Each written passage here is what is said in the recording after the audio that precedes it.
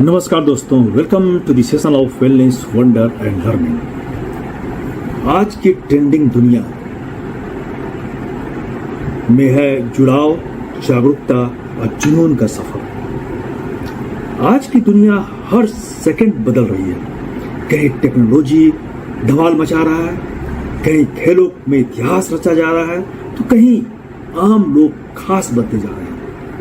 हम आपके लिए लाए हैं आज की ट्रेंडिंग खबरें, एक ऐसा सेगमेंट जहां हम जुड़ेंगे दुनिया, देश और आपके रीजन से। हम जानते हैं दुनिया की क्या सोच हो रही है,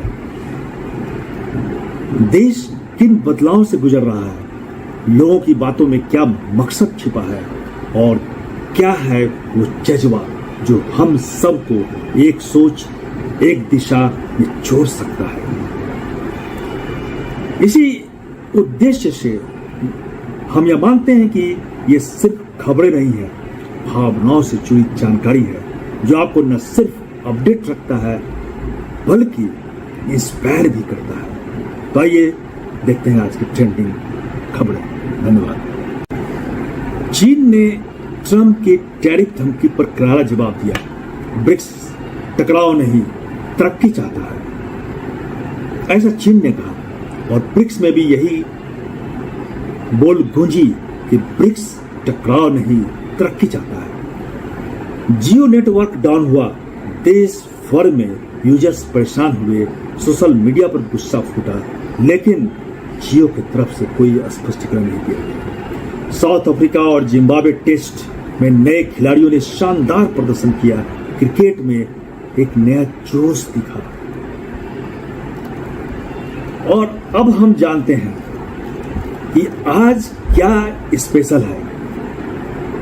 बेबी डॉल आर्ची एक नाम और लाखों चर्चाएं। आज सोशल मीडिया की दुनिया में एक नाम तेजी से वायरल हो रहा है, वह है baby doll Archie. Instagram reels से लेकर रेडिट और गूगल ट्रेंड्स तक हर जगह लोग एक ही सवाल कर रहे हैं, अर्चिता फुक्कन कौन है और ये क्या असली इंसान है या एआई रचना है। बेबी डॉल आर्ची क्यों ट्रेंड कर रही है?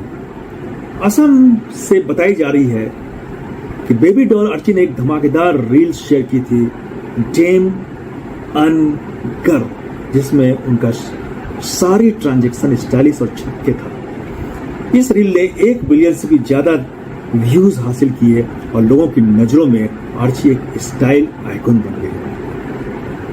लेकिन बात यहीं तक नहीं रुकी।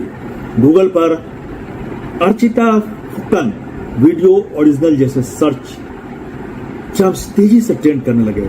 एक फोटो सामने आई जिसमें वो एक इंटरनेशनल पर्सनालिटी के साथ नजर आई और यहीं से शुरू हुई चर्चाओं की सुनामी। कुछ सोशल मीडिया यूजर्स का कहना है कि बेबी डॉल आर्ची असल में एक इंसान नहीं है बल्कि एआई जनरेटेड कैरेक्टर है। रेडिट पर एक यूजर ने लिखा, ये बस एआई से बनी डिजिटल पर्सनालिटी है और इसे कोई बैक एंड से चला रहा है। एक यूजर ने लिखा कि एआई अब इतनी रियल लगने लगी है कि लोग झांसे में आ रहे हैं। क्या बात है एआई की। खुद आर्ची का जवाब क्या है? बेबी डॉल आर्ची ने सीधे कोई जवाब नहीं दिया, लेकिन एक क्रिप्टिक पोस्ट जरूर शेयर किया है। मैंने कुछ नहीं कहा और इनकार भी नहीं किया। कुछ रास्ते निजी होते हैं, कुछ फैसले स्ट्रेटेजिक होते हैं और कुछ कहानियां कैप्शन से नहीं चैटर्स में सुनाई जाती है। तो इससे हमें क्या सीखने को मिलता है? सोशल मीडिया की ताकत, एक रील से लाखों की नजरें। एआई और रियलिटी के बीच की रेखा धुंधली हो रही है और पब्लिक फिगर बनना अब सिर्फ टैलेंट नहीं, स्ट्रेटेजी से भी है। यह है आज का ट्रेंड। अब आगे जानते हैं कि किस तरह से भारत बंद जो 9 जुलाई को बुलाई है इफेक्ट करेगा आम लोगों की जिंदगी। क्या खुलेगा, क्या बंद रहेगा? देशव्यापी जनरल स्ट्राइक भारत बंद, और इसके आयोजककर्ता कौन है? 10 केंद्रीय ट्रेड यूनियन और उनके सहयोगी संगठन। भारत बंद क्यों खास है? ट्रेड यूनियनों का कहना है कि सरकार मजदूरों, किसानों के खिलाफ नीतियां बना रही है। कॉरपोरेट्स को फायदा पहुंचाने के लिए लेबर कोड्स, श्रम कानून में बदलाव कर रही है। बेरोजगारी, महंगाई और वेतन कटौती जैसी समस्याओं की अनदेखी कर रही है सरकार। सरकारी नौकरियों की जगह रिटायर्ड लोगों को फिर से नियुक्त कर रही है, जिससे युवा बेरोजगार हो रहे हैं। ये बंद केवल विरोध नहीं, ये आवाज है आम जनता की तकलीफों का। तो इस तरह से ये बंद खास है और देखें आगे क्या होता है। इस बंद से कौन कौन सेक्टर प्रभावित होंगे? बैंकिंग और बीमा सेवाएं प्रभावित होंगी, पोस्ट ऑफिस, डाक सेवाएं प्रभावित होंगी, कोयला खदानें और निर्माण कारखाने प्रभावित होंगे, राज्य परिवहन, बस, लोकल ट्रांसपोर्ट, सरकारी ऑफिस, पीएसयू सेक्टर। देश भर में किसान, ग्रामीण मजदूर और सरकारी कर्मचारी इस हड़ताल का हिस्सा बन सकते हैं। और क्या क्या खुला रहेगा इस हड़ताल में? स्कूल, कॉलेज खुला रहेगा, प्राइवेट ऑफिस और आईटी कंपनियां खुली रहेंगी, रेल सेवाएं बंद नहीं होगी, क्योंकि कुछ जगहों पर ये बहुत आवश्यक सेवाएं हैं, लेकिन इसमें देरी हो सकती है या बाधा उत्पन्न हो सकता है, समय पर नहीं पहुंचे।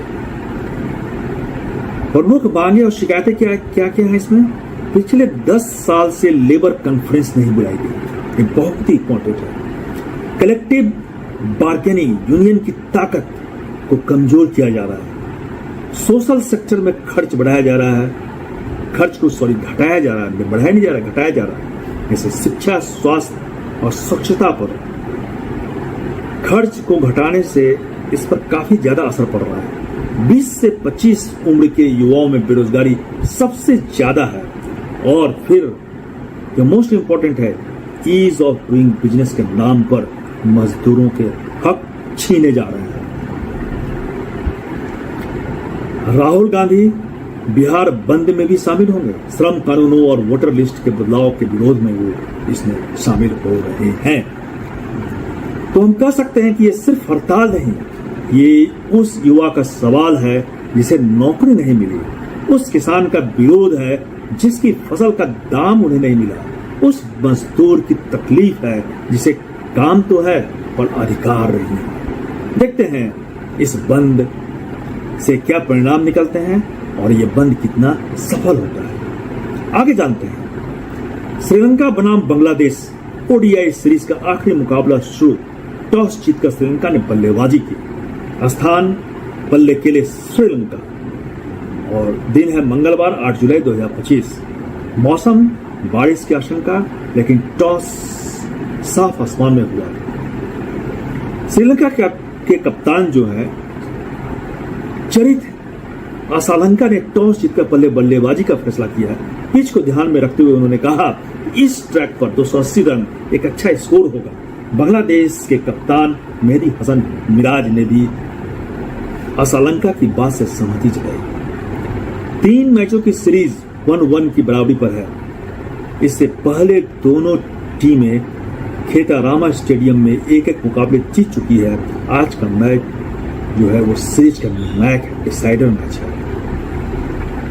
श्रीलंका ने कोई बदलाव नहीं किए अपने टीम में, वही अनचेंज्ड 11 खेल रही है और स्पिन ऑलराउंडर डुनिथे बिल्ला लगे ने दोबारा मौका पाया है और तेज गेंदबाज मिलन रत्नायके को अभी भी बाहर बैठना पड़ रहा है।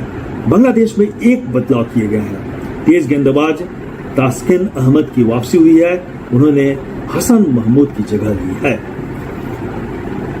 तो इस तरह से ये मैच जो है काफी निर्णायक मैच होगा। देखते हैं आगे क्या होता है। अब आगे जानते हैं कि भारत ने राफेल किस लिए खोया। पाकिस्तान के दावे पर फ्रांस की प्रतिक्रिया काफी कड़ी आई है। पाकिस्तान के दावे पर डसॉल्ट एविएशन के सीईओ का करारा जवाब आया है। 7 मई को भारत ने ऑपरेशन सिंदूर के तहत पाकिस्तान पर एक जवाबी सैन्य अभियान शुरू किया था। इसके बाद पाकिस्तान ने दावा किया उसने भारतीय वायुसेना के 5 फाइटर जेट्स गिराए, जिनमें 3 राफेल भी शामिल थे। पाकिस्तान ने यह भी कहा कि ये हमला जो है J-10C लड़ाकू विमानों द्वारा PL-15E मिसाइल से किया गया था, लेकिन उन्होंने कोई सबूत पेश नहीं किया। तो फ्रांस ने क्या कहा? डसॉल्ट एविएशन, जो राफेल बनाती है, के CEO एरिक ट्रापिये ने इन दावों को झूठा और आधारहीन बताया। उन्होंने कहा कि भारत ने एक राफेल विमान जरूर खोया है, लेकिन वह दुश्मन की फायरिंग से नहीं, बल्कि ऊंचाई पर तकनीकी खराबी के कारण हुआ। तकनीकी तथ्य क्या है? राफेल में लगा स्पेक्ट्रा इलेक्ट्रॉनिक वारफेयर सिस्टम किसी भी तरह की शत्रु गतिविधि या मिसाइल अटैक को रिकॉर्ड करता है।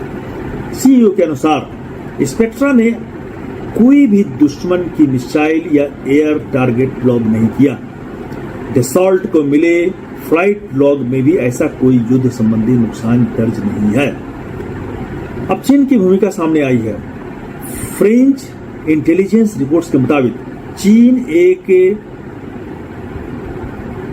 डिसइंफॉर्मेशन कैंपेन चला रहा है। डिसइंफॉर्मेशन कैंपेन, ताकि राफेल की छवि को नुकसान पहुंचाया जा सके। इसका मकसद था डिफॉल्ट की इंटरनेशनल क्रेडिबिलिटी को कमजोर करना। यह साफ हो गया है कि पाकिस्तान का दावा पूरी तरह से झूठा है। भारत का एक राफेल विमान जरूर गया, लेकिन उसकी वजह तकनीकी खराबी थी, न कि पाकिस्तान की कोई एयर डिफेंस स्ट्राइक। तो इस तरह से चीन और पाकिस्तान मिलकर के जो अफवाह फैला रहे हैं वो कंप्लीटली झूठ है। अब जानते हैं Japan versus Hong Kong. E1 football championship में आज जबरदस्त टक्कर हुई। Match venue Yongin Mireu stadium, South Korea. समय आज शाम 3:54 बजे भारतीय समय अनुसार, और फ्यूजी टीवी पर टेलीकास्ट और यू नेक्स्ट पर ऑनलाइन स्ट्रीमिंग। क्या है खास? EAFF E1 फुटबॉल चैंपियनशिप 2025 पूर्वी एशिया की टॉप 4 फुटबॉल टीमें फिर रही है एक दूसरे से। इसमें हिस्सा ले रही हैं जापान, हांगकांग, चीन और दक्षिण कोरिया। आज का हाई वोल्टेज मुकाबला जो है वो जापान और हांगकांग के बीच है। जापान इस टूर्नामेंट में अपना पहला मैच खेलने उतरेगा और उसकी नजर एक दमदार शुरुआत पर है। वही हांगकांग के लिए एक बड़ी चुनौती होगी, क्योंकि जापान का प्रदर्शन हाल ही में वर्ल्ड कप क्वालिफायर्स में शानदार रहा है। जापान के स्टार फॉरवर्ड माओ होसाया ने पिछले मैच में इंडोनेशिया के खिलाफ 6वां गोल दागा था। आज भी उन पर सबकी निगाहें हैं। देखते हैं क्या होता है। आगे फिर जानते हैं कि श्रीलंका वर्सेस वैन, तीसरे और निर्णायक वनडे के बारे में विस्तृत क्या है, सीरीज का हाल और मैन चाहत हालत। 3 मैचों की सीरीज फिलहाल 1-1 के बराबरी पर है। श्रीलंका ने पहले वनडे 77 रनों से जीता, जबकि बांग्लादेश ने दूसरे को 16 रनों की बांग्लादेशी गेंदबाज तनवीर इस्लाम की 5 विकेट की करिश्माई पारी की बदौलत जीत ली। तीसरे मैच की मैदान पर धुरी बन गया। दोनों टीमें बराबर की स्थिति में है और वहीं से कोई बढ़त नहीं झेली जा सकती।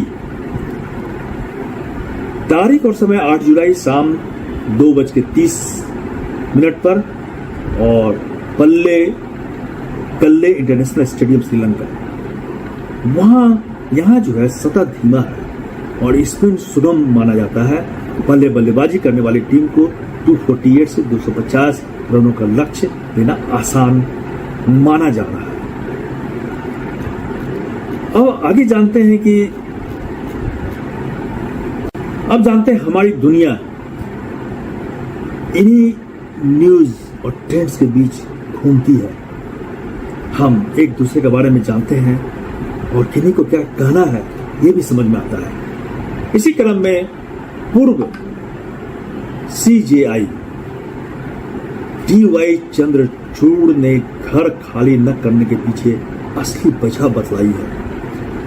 पूर्व भारत के मुख्य न्यायाधीश chief justice of India DY Chandrachud एक बार फिर चर्चा में है, लेकिन इस बार अदालत के फैसले नहीं बल्कि उनकी निजी जिंदगी और एक भावुक स्पष्टीकरण सामने आया है।